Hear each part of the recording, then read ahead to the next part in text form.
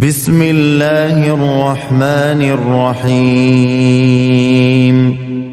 تبارك الذي بيده الملك وهو على كل شيء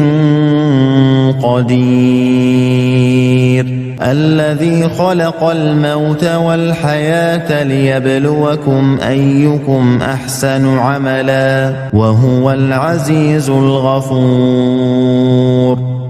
الذي خلق 7 سماوات طباقا ما ترى في خلق الرحمن من تفاوت فارجع البصر هل ترى من فطور ثم ارجع البصر كرتين ينقلب إليك البصر خاسئا وهو حسير ولقد زينا السماء الدنيا بمصابيح وجعلناها رجوما للشياطين وأعتدنا لهم عذاب السعير وللذين كفروا بربهم عذاب جهنم وبئس المصير إذا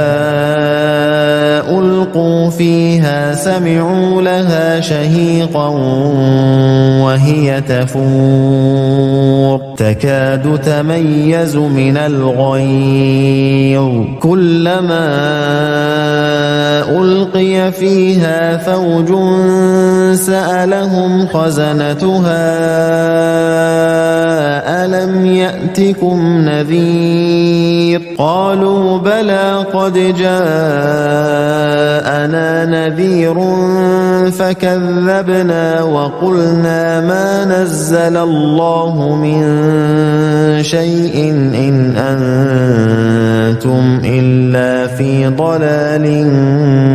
كبير وقالوا لو كنا نسمع أو نعقل ما كنا في أصحاب السعير فاعترفوا بذنبهم فسحقا لأصحاب السعير إن الذين يخشون ربهم بالغيب لهم مغفرة وأجر كبير وأسروا قولكم أو اجهروا به إنه عليم بذات الصدور ألا يعلم من خلق وهو اللطيف الخبير هو الذي جعل لكم الأرض ذلولا فامشوا في مناكبها وكلوا من رزقه وإليه النشور أأمنتم من في السماء أن يخسف بكم الأرض فإذا هي تمور أم أمنتم من في السماء أن يرسل عليكم حاصبا فستعلمون كيف نذير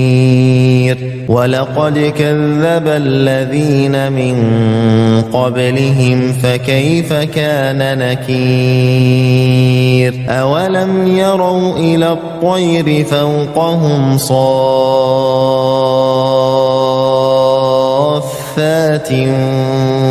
ويقبضن ما يمسكهن إلا الرحمن إنه بكل شيء بصير أمن هذا الذي هو جند لكم ينصركم من دون الرحمن إن الكافرون إلا في غرور أمن هذا الذي يرزقكم إن أمسك رزقه بل لجوا في عتو ونفور أفمن يمشي مكبا على وجهه أهدى أمن يمشي سويا على صراط مستقيم قل هو الذي أنشأكم وجعل لكم السمع والأبصار والأفئدة قليلا ما تشكرون قل هو الذي ذرأكم في الأرض وإليه تحشرون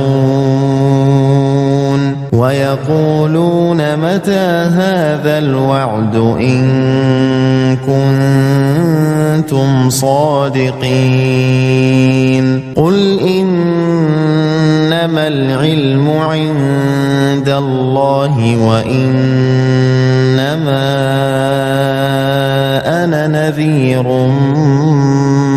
مبين فلما رأوه زلفة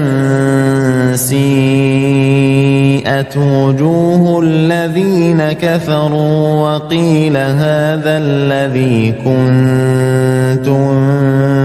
به تدعون قل أرأيتم إن أهلكني الله ومن معي أو رحمنا فمن يجير الكافرين من عذاب أليم قل هو الرحمن آمنا